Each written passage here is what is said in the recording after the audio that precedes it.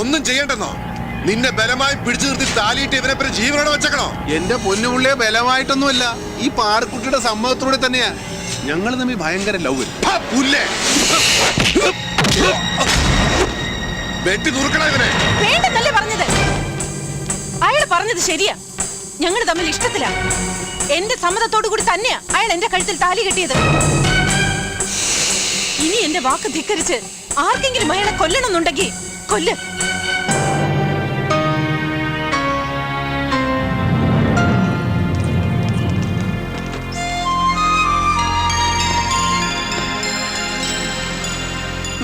ചിരിക്കണ്ട. ആ പെങ്കൊച്ചിന് അങ്ങനെ പറയാൻ തോന്നിയത് നിന്റെ ആയുസിന്റെ ബലം. അല്ലെങ്കിൽ 26 പീസായിട്ട് ചേമ്പലക്കകത്ത് പൊതിഞ്ഞേനെ. എടാ, അവൾ എന്റെ മോളായിരുന്നെങ്കിൽ നിന്നെ ഒന്നും ഞാൻ വെറുതെ വിടത്തില്ലായിരുന്നു. അപ്പാ, ഞാൻ അറിയാഞ്ഞിട്ട് ചോദിക്കുന്നു. അപ്പൊ ഞങ്ങളുടെ അപ്പനാ അതാ തേവരുടെ അപ്പൻ? എടാ, നീ എന്തൊക്കെ പറഞ്ഞാലും ആ പെങ്കൊച്ചിന്റെ കഴുത്തിൽ കൊണ്ടുപോയി കൊലക്കയറിട്ടത് പോക്കിർത്തരമായി പോയി. എന്ത്? അതായത് സത്യേട്ടൻ ഈ ഊമകളുടെ ഭാഷയിൽ പറയുന്നത് ആ പെൺകുട്ടിയുടെ കയ്യിൽ ഇരിപ്പിന് ഇതൊന്നും പോരാ എന്നാണ്. ഓക്കേ, നിർത്തറ. മിണ്ടായിരട ഊമശാവമേ. സ്പീക്കർ കത്തിപ്പോട്ടും കിടന്ന് നിലവിളിക്കുകയാണ്. സൂക്ഷിക്കണം, ഇനിയിപ്പോ തേവർ അടങ്ങിയിരിക്കും തോന്നുന്നില്ല. അയ്യോ, അവന് കിട്ടിയതൊന്നും പോരാ. പണ്ട് ഇതുപോലെ തല്ലുകൊണ്ട് ചാവക്കാട് ആശുപത്രി ചോര തൂറി കിടന്ന പോലെ കിടന്നാലേ അവന് സമാധാനമാവൂ.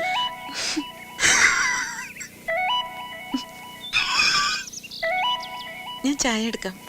ഓ, ഈ നേരത്തെ ചായ കുടിച്ചാ പിരിയും. അപ്പോൾ നമ്മൾ പറഞ്ഞു നിർത്തിയത് സത്യേട്ടൻ ചോര തൂറി കിടന്ന കഥ.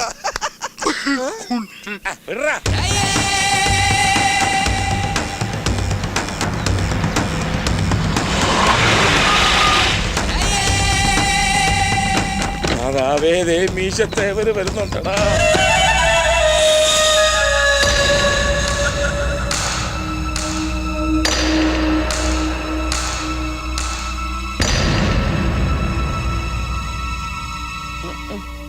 ചങ്കുറപ്പുള്ള ആണുങ്ങളെ ഈ തേവർക്ക് ഇഷ്ടം തന്നെയാ. ഞാൻ ഈ മണ്ണിൽ വന്ന എല്ലാം നേടിയതും ഇതേ ചങ്കുറപ്പ് കൊണ്ട് തന്നെയാ. ആരുടെ മുമ്പിൽ ഞാൻ ഇന്നേ വരെ തോറ്റു കൊടുത്തില്ല. ഇതൊരു തോൽവിയായിട്ട് ഞാൻ കാണുന്നുമില്ല.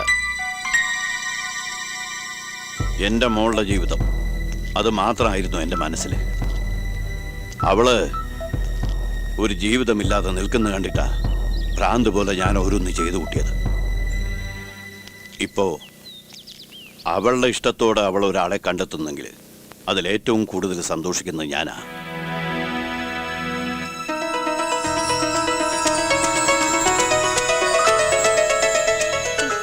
പക്ഷേ തേവരുടെ മകളുടെ വിവാഹം ഇങ്ങനെ നടന്നാ പോരാ.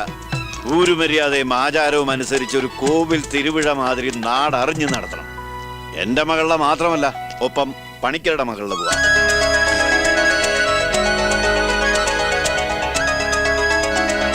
എന്താ പണിക്കരെ?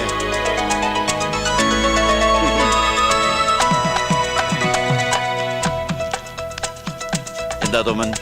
എന്താ അണ്ണാച്ചിയുടെ ഇഷ്ടം?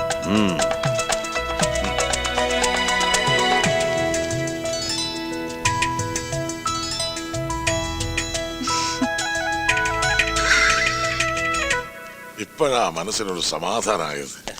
അല്ല തോമനെങ്കിൽ ഈ കല്യാണങ്ങൾ ചടപടാന്ന് ധൃതി പിടിച്ച് നടത്തണോ? എന്താടാ? അല്ല, ഈ ശിവേട്ടനും സത്യേട്ടനും കല്യാണത്തിനുള്ള പ്രായമായോന്നൊരു സംശയം.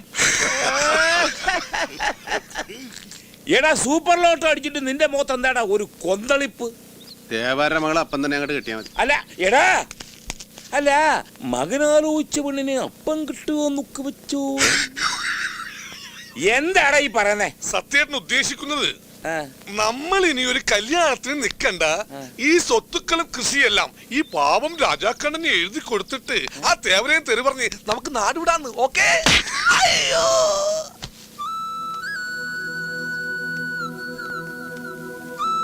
എല്ലാ പ്രശ്നങ്ങളും തീർന്നപ്പോ നിനക്കെന്താടാ ഒരു ഏട്ടന്തിരിപ്പ്? അപ്പൊ ആ തേവാർക്ക് പ്രാന്താണ്. അവള് പറഞ്ഞതും കേട്ട് ഇറങ്ങി തിരിച്ചിരിക്കണം ആ കോന്തൻ. അപ്പൊ അവിടെ മുമ്പിൽ കിടന്ന് ഞാൻ ചാകണ്ടെന്ന് കരുതി അവള് ചുമ്മാതെ പറഞ്ഞാണ്. അല്ലാതെ അവക്ക് എന്നോട് പ്രേമോ ഇല്ലൊരു പിണ്ണാക്കൂല.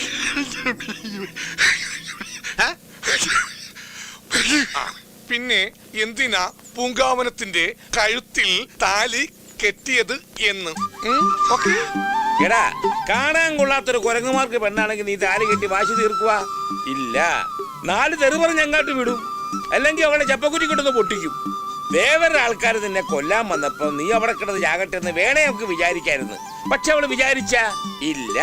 അതിന്റെയൊക്കെ അർത്ഥം എന്താണ്? എടാ പിശാശേ, നീയും ശരിയല്ല, അവളും ശരിയല്ല. ചങ്കിലെ സ്നേഹം പുറത്തെറിഞ്ഞ മാനക്കെടാന്ന് വിചാരിക്കുന്ന രണ്ട് ശവങ്ങള്. അപ്പ അവളൊരു വിളഞ്ഞ വിത്താണ്. അവിടെ മനസ്സിൽ അവൾ എന്താണ് കണക്കൂട്ടി വെച്ചിരിക്കുന്നത് ആർക്കും പറയാൻ പറ്റിയല്ല. നിങ്ങൾ എന്തൊക്കെ പറഞ്ഞാലും ശരി, നടക്കുകയെന്ന് പറഞ്ഞാൽ നടക്കുകയല്ല. ഒന്ന് പോടാ. ചേട്ടൻ പറയുന്നത് പരിഭാഷ വേണ്ടേ?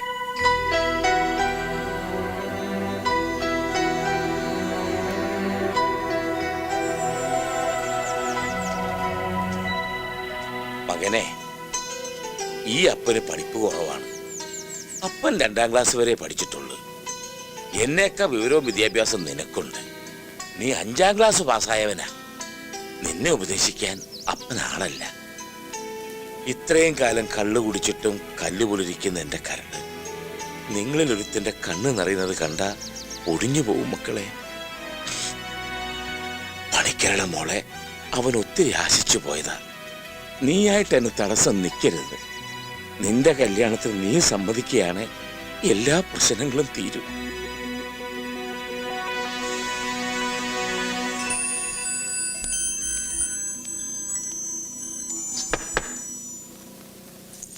വരുംകാലം മാപ്പിളല്ലേ, അതുകൊണ്ട് ഈ അന്തപുരത്തിലേക്ക് എപ്പോഴെങ്കിലും കയറി വരാല്ലേ. അല്ല, ഞാൻ അറിയാഞ്ഞിട്ട് ചോദിക്കുകയാണ്, എന്താണ് പറു നിന്റെ ഉദ്ദേശം? കല്യാണം ആലോചിച്ച ഒരു ബ്രോക്കർ അങ്ങോട്ട് അയച്ചത് ആളെ കളിയാക്കാനാണ്? അതാ ഒരു മഞ്ഞത്തിരട്ട് കഴുത്തി വീണപ്പോ ആകാശത്ത് പൊട്ടി വീണ നിനക്ക് പറയാമോ? ഇയാളെന്താണൊന്ന് ആക്കിയിട്ട് ഒരു തരം ഓഞ്ഞ ചിരി. പ്രണയവും സ്വപ്നവും ഒക്കെ മനസ്സിൽ കൊണ്ട് നടന്നിരുന്ന കാലം ഉണ്ടായിരുന്നു. അതൊക്കെ കഴിഞ്ഞു. അതുകൊണ്ട് തന്നെയാ ഇനി ഒരു വിവാഹം വേണ്ടെന്ന് വെച്ചതും. പക്ഷെ അന്നൊരിക്കൽ പറഞ്ഞില്ലേ, മറ്റുള്ളവരുടെ വഴി മുടക്കിയിട്ട് നിൽക്കുന്ന ഈ ജന്മത്തെക്കുറിച്ച്. ഇനി ഞാനായിട്ട് ആരുടെയും വഴി മുടക്കണ്ടെന്ന് തോന്നി. ഞാൻ കാരണം ജീവിതമില്ലാതെ നിൽക്കുന്ന ആ പെൺകുട്ടിക്ക് ഒരു ജീവിതം ഉണ്ടാകുമെങ്കിൽ, കാലങ്ങളായിട്ടുള്ള എൻ്റെ അപ്പായുടെ ആഗ്രഹം സാധിക്കുമെങ്കിൽ, അങ്ങനെ എല്ലാ പ്രശ്നങ്ങൾക്കും ഒരു പരിഹാരം ആകട്ടെ എന്ന് തോന്നി. അതുകൊണ്ട് വളരെ ആലോചിച്ചിട്ട് തന്നെയാ ഞാൻ ഈ വിവാഹത്തിന് സമ്മതിച്ചത്. എന്റെ കൊച്ച, നീ എന്നെ കുറിച്ച് എന്തറിഞ്ഞിട്ടാണ് ഈ പറയണത്? ചില നേരത്തെ എനിക്ക് തന്നെ എന്റെ സ്വഭാവം പിടിക്കുന്നില്ല. വെറുതെ റെയിലേ കൊണ്ട് തലവെക്കല്ലേ, പീസായി പോവും. എല്ലാ പ്രശ്നങ്ങൾക്കും പരിഹാരമാകുമെന്ന് കരുതി നീ ത്യാഗമൊന്നും ചെയ്യാൻ നിൽക്കണ്ട. ഇത് ത്യാഗമൊന്നുമല്ല, എൻ്റെ ഇഷ്ടമാണ്. ഞാൻ അറിയാതെ എപ്പോഴും എൻ്റെ മനസ്സിൽ തോന്നിയൊരു ഇഷ്ടം. എന്റെ പൊന്നുപിള്ളേ, വെറുതെ മനുഷ്യനെ ഇടങ്ങേറാക്കല്ലേ. ഇപ്പൊ ഞങ്ങൾ വലിയ കുഴപ്പക്കാരൊന്നുമല്ല, ശരി, അധ്വാനിച്ച് ജീവിക്കുന്നവരെ തന്നെയാണ്. പക്ഷെ ഞങ്ങളുടെ ഫ്ലാഷ് ബാക്ക് നിനക്ക് അറിയാവോ? ഞങ്ങൾ നാട്ടിൽ 4 പേര് കേട്ടാ ദോഷം പറയാത്ത കള്ളന്മാരാണ്. സത്യം പറയാമല്ല, ഒരു 5-6 പ്രാവശ്യം ജയിലിൽ കിടന്ന് ഉണ്ടേന്ന് തിന്നിട്ടുണ്ട്. അതുകൊണ്ടാണ് ഞാൻ പറയണത്, ഞാൻ നിനക്ക് ചേരണ മാപ്പിളെ അല്ല മകളെ. നിനക്ക് നല്ല കിണ്ണം കാച്ചിയ മണിമണി പോലത്തെ തേവാരി ചെറുക്കന്മാരെ കിട്ടും, അവരെ പിടി. എന്നെ വിട് മകളെ. സുലാൻ, നിൽക്ക്. ബലമായിട്ടാണെങ്കിലും നിങ്ങൾ ആ താലിച്ചരട് എന്റെ കഴുത്തിൽ അണിയിച്ചത് ഞാൻ ആരാധിക്കുന്ന മൂർത്തിയുടെ നടയിൽ വെച്ച. ആ താലിച്ചരട് ഇപ്പോഴും എന്റെ കഴുത്തിലുണ്ട്. ഇനി ഒരു വിധത്തിലും നിങ്ങൾക്ക് എന്നോട് പൊരുത്തപ്പെടാൻ കഴിയുന്നില്ലെങ്കിൽ, നിങ്ങൾ അണിയിച്ച ഈ താലി നിങ്ങൾ തന്നെ അഴിച്ചെടുത്തോളൂ.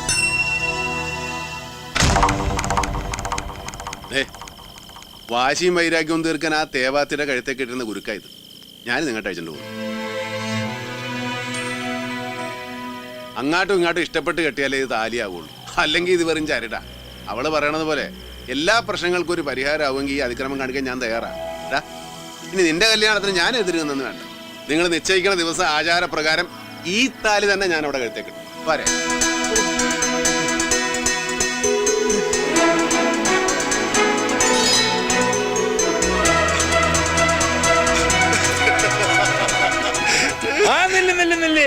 കെട്ടിപ്പിടിച്ച ഹൃദയം കൈമാറാൻ വരട്ടെ. എന്റെ ഒരു കണ്ടീഷൻ സമ്മതിച്ചാലേ ഈ കല്യാണം നടക്കൂ. നിങ്ങൾ പെണ്ണ് കെട്ടിക്കോ, പക്ഷെ രാത്രി പഴയതുപോലെ ഞാൻ നിങ്ങൾ രണ്ടുപേരും നടുക്കേ കിടക്കും. ശരിയാ, ഒന്നും അറിയാത്ത പിഞ്ചു പൈതങ്ങളല്ലേ. എല്ലാ കാര്യങ്ങൾക്കും തൊമ്മനങ്ങളുടെ മേൽനോട്ടം വളരെ നല്ലതാ. അതെ.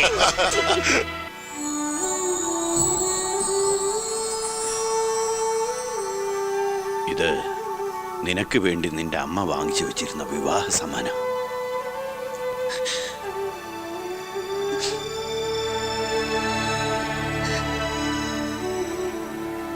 ഇത് നീ അണിഞ്ഞു കാണുന്നതിനുള്ള ഭാഗ്യം അവർക്കുണ്ടായില്ല.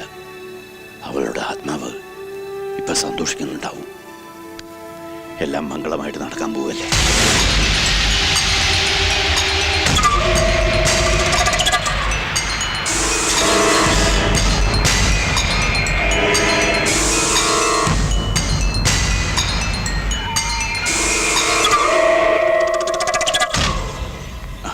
அடேங்கப்பா யார் இது வாங்க மச்சா வாங்க மச்சா.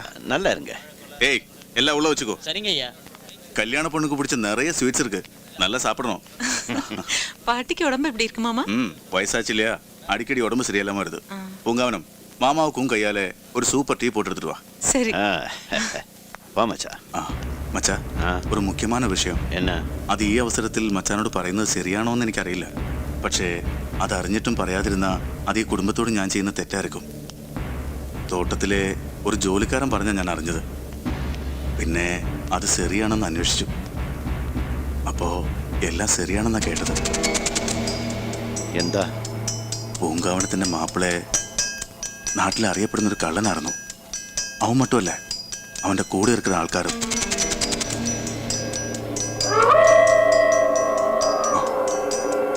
എല്ലാം കേട്ടുകേൾവിയാ. കേട്ടതൊക്കെ ശരിയാണോന്ന് മച്ചാൻ കൂടി ഒന്ന് ആലോചിച്ചിട്ട്. കേട്ടതൊക്കെ ശരിയാ. പണ്ട് അവരങ്ങനെയൊക്കെ ആയിരുന്നു. അവരെപ്പറ്റി അയാൾ തന്നെ അവളോട് എല്ലാം തുറന്നു പറഞ്ഞിട്ടുണ്ട്. വേണമെങ്കിൽ അയാൾക്ക് എല്ലാം മറച്ചു വെക്കാമായിരുന്നു. പക്ഷേ അയാൾ അത് ചെയ്തില്ല. ഇനിയുള്ള ജീവിതത്തിന് ആ ഒരു നന്മ മാത്രം മതിയെന്നാണ് എൻ്റെ മോള് പറഞ്ഞത്. ഒന്ന് തിരിഞ്ഞു നോക്കിയാൽ നമ്മൾ തെറ്റ് ചെയ്യാത്തവരാരാ? ഏതായാലും ഇപ്പം അവർ നല്ലവരാ, അധ്വാനിച്ച് ജീവിക്കുന്നവരാ. അതുകൊണ്ട് കഴിഞ്ഞതൊക്കെ ഞാൻ മനഃപൂർവ്വം അങ്ങ് മറന്നു. ആ, മച്ചാന്റെ തീരുമാനം വളരെ നന്നായി. അവളുടെ ഇഷ്ടം, സന്തോഷം. അത് കവിഞ്ഞ് നമുക്കൊന്നും നോക്കാനില്ല. അവള് ഇപ്പോഴെങ്കിലും കല്യാണത്തിന് സമ്മതിച്ചല്ലോ, എനിക്ക് സന്തോഷം. ഇനി എല്ലാം മംഗളമായി തീരുന്നവരെ നീ ഉണ്ടായിരിക്കണം കൂടെ. അത് മച്ചാൻ്റെ അടുത്ത് പ്രത്യേകമായിട്ട് പറയണം. എല്ലാ കാര്യങ്ങൾക്കും ഈ കാളിയപ്പനുണ്ടാവും.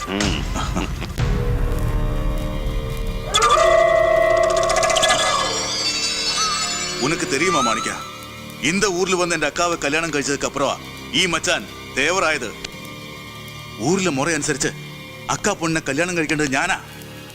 അടുത്ത തേവറാകേണ്ടത് ഈ കാളിയപ്പനാ. എന്നിട്ടിപ്പോ നാനാറായി കാലങ്ങളായി മനസ്സുക്കുള്ള കൊണ്ടുകിടന്ന പൊണ്ണിന്റെ കല്യാണം നടത്തിപ്പുകാരൻ. താങ്ക മുടിയില്ല മാണിക്ക, താങ്ക മുടിയില്ല. ആ തേവരയ്യ തീരുമാനിച്ചാ പിന്നെ ആർക്കാ എതിർക്കാൻ പറ്റുന്നേ? ഇന്നലെ വരെ ശത്രുവായി കണ്ടിരുന്ന ഒരാളെ ഇനി അങ്ങോട്ട് ബഹുമാനിക്കാന്ന് പറഞ്ഞാ. ഒരിക്കൽ എന്നെ തോൽപ്പിച്ച് ഇതുപോലൊരു കല്യാണം നടത്താൻ നോക്കിയതാ. എന്നിട്ട് എന്തായി? കല്യാണ ചെക്കൻ കമ്പനി കാസെടുത്ത് ഇന്ത ഊർ വിട്ടേ ഓടിപ്പോയി. എന്നിട്ടും പൂങ്കാവനത്തെ കെട്ടാൻ ഞാൻ റെഡിയായിരുന്നേ. അന്ത നേരം ഇനി കല്യാണമേ വേണ്ടാന്ന് പറഞ്ഞ് അവളുടെ ഒടുക്കത്തെ ശപഥം. എന്നെങ്കിലും അവളുടെ മനസ്സ് മാറുമെന്ന് കരുതി കാത്തിരുന്ന ഞാനൊരു മണ്ടൻ. ഇല്ലേ, അങ്ങനെ ഈ കാളിയപ്പം മണ്ടനാവില്ല. നീ നോക്കിക്കോ മാണിക്ക, ഈ കല്യാണം നടക്കില്ല, ഈ കല്യാണം നടക്കില്ല. നാളെ നിശ്ചയദാർഢ്യത്തിന്റെ ചടങ്ങുകൾ നടക്കുകയല്ലേ? ചടങ്ങുകളും ആഘോഷങ്ങളും ഒക്കെ നടന്നോട്ടെ. ആദ്യം ചെറിയൊരു തീപ്പൊരി, പിന്നെ ബൂം.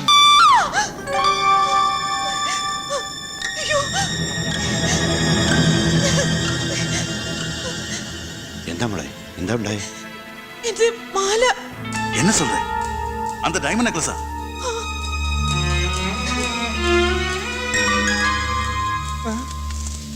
ഓ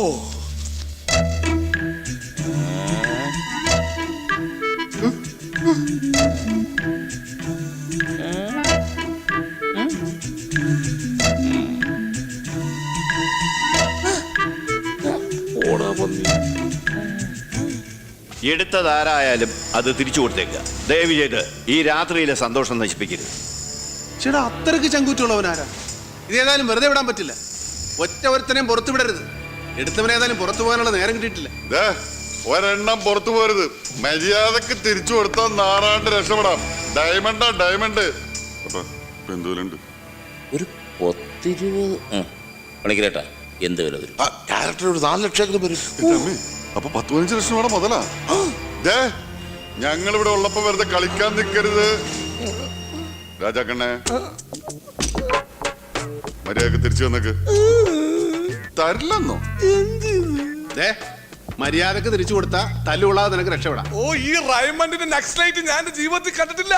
പിന്നെ എങ്ങനെ എടുക്കുന്നത്? നിങ്ങൾക്ക് അത്ര സംശയമാണെങ്കിൽ എന്റെ രക്തം, കഫം, മൂത്രം ഒക്കെ പരിശോധിക്കാം. Yes, you can examination. എന്നാ ഇവനൊന്ന് വിഴുങ്ങിക്കാണും. വിഴുങ്ങിന്ന തൊമ്മനങ്ങൾ അത്ര സംശയമാണെങ്കിൽ നാളെ പറമ്പില് നമുക്ക് ഒരുമിച്ച് വിലക്കിരിക്കാം. എനിക്കൊരു കമ്പനി ആവുമല്ലോ. വൃത്തികെട്ടവൻ. അപ്പൊ പിന്നെ വിഴുങ്ങിന്ന് പറയരുത്. സത്യം സത്യമായി പറയുന്നവനായി ഈ രാജാക്കണ്ണ് വിഴുങ്ങിയിട്ടുണ്ട് പലതും പലവട്ടം. ഇവിടെ കണക്കെഴുത്ത് പിള്ളയായിരുന്നപ്പോൾ തേങ്ങയുടെ കണക്കിൽ മാസം 50 തേങ്ങ വെച്ച് ഞാൻ വിഴുങ്ങിയിട്ടുണ്ട്. I appreciate you. പൂങ്കാവനത്തിന് കഴിക്കാൻ വെച്ചിരുന്ന ചവനപ്രാശം ഞാൻ വിഴുങ്ങിയിട്ടുണ്ട്. എനിക്കതൊരു മനപ്രയാസമില്ല കുട്ടി. തേവർക്ക് കഴിക്കാൻ വെച്ചിരുന്ന വെള്ളലുവി ഞാൻ വിഴുങ്ങിയിട്ടുണ്ട്, തൊണ്ട കെട്ടിയിട്ടുണ്ട്. അതൊക്കെ ഞാൻ ക്ഷമിക്കുന്നു. പക്ഷേ ഈ റൈമണ്ട് നെക്സ്റ്റ് ലൈറ്റ് ഞാൻ വിഴുങ്ങിയിട്ടില്ല. നിന്റെ പോക്കറ്റ് എന്താ മുഴച്ചിരിക്കുന്നത്? ഒന്നുമില്ല. നോക്കട്ടെ. ഗുളികയാണ്. എന്തിന്റെ? പ്രമേഹത്തിന്റെ. ഇത് ആഹാരത്തിന് മുമ്പും ഇത് പിമ്പും. ജിലേബിയാ. എന്നാ പിന്നെ എല്ലാവരെയും ഇനി പരിശോധിച്ചേ പറ്റൂ. അതെ, ആരും കുറ്റം സമ്മതിക്കാത്ത നിലയ്ക്ക് എല്ലാരും പരിശോധിച്ചിട്ട് വിട്ടാ മതി. അത് ഞങ്ങൾ തന്നെ ആയിക്കോട്ടെ. അത് വേണ്ട, ജോലിക്കാരെ മാത്രം മതി. മാപ്പിളയും കൂട്ടരും ഇങ്ങോട്ട് മാറിയുന്നുള്ളൂ. എന്നാലും ജോലിക്കാർ കഴിഞ്ഞാൽ പിന്നെ പുറത്തുള്ളവർ ഞങ്ങളാ. നോക്കുമ്പോ എല്ലാരെയും നോക്കണം. ഞങ്ങൾക്ക് അതിൽ യാതൊരു വിഷമവും ഇല്ല. ഉള്ളിന്റെ ഉള്ളിൽ പോലും ഒരു സംശയത്തിന് ഇടയുണ്ടാകരുത്. അതുകൊണ്ടാണ്. അതെ, പന്തി പക്ഷാഭേദം പാടില്ലെന്ന് എല്ലാരും നോക്കണം. ദേ ഞാൻ തന്നെ തുടങ്ങാം. ദേ കണ്ടോ, എന്റെ പോക്കറ്റിലൊന്നുമില്ല. ദേ കണ്ടോ, ഒന്നുമില്ല. ദേ ഇവന്റെ പോക്കറ്റിൽ. ദേ കണ്ടോ, ദേ ഒന്നുമില്ല. കണ്ടോ, ദേ ദേ ഇതേ ഇവന്റെ പോക്കറ്റില്.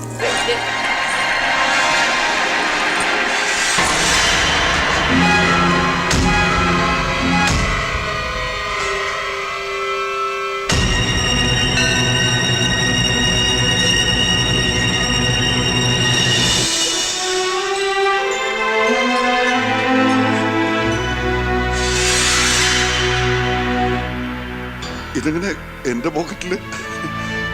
ഞാനല്ല. അപ്പ സത്യമായിട്ട് ശിവ, ഇതാരും മനഃപൂർവ്വം. അപ്പനാണ്, ഞാനല്ല.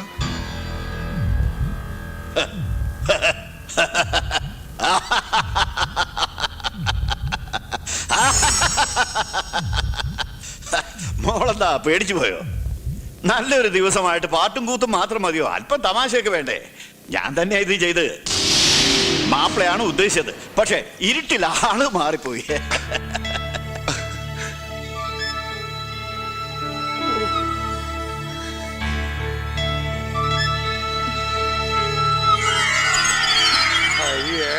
Best comedy. ദേവാലയ്യ ഇത്രയും വലിയ തമാശക്കാരനാണ് ഞങ്ങൾ വിചാരിച്ചതേ ഇല്ല. അല്ലേപ്പാ? പിന്നല്ലാതെ. എന്നാലും എന്റെ പൊന്നുബന്ധുക്കാരാ, ഇതൊരുമാതിരി ചങ്കി തീ കോരിയിടുന്ന തമാശയായി പോയി. ഇനി എല്ലാവരും ഭക്ഷണം കഴിക്കാൻ പോയിക്കോളൂ. കോമഡി ടൈം കഴിഞ്ഞു. ഇനി ഫുഡ് ടൈം.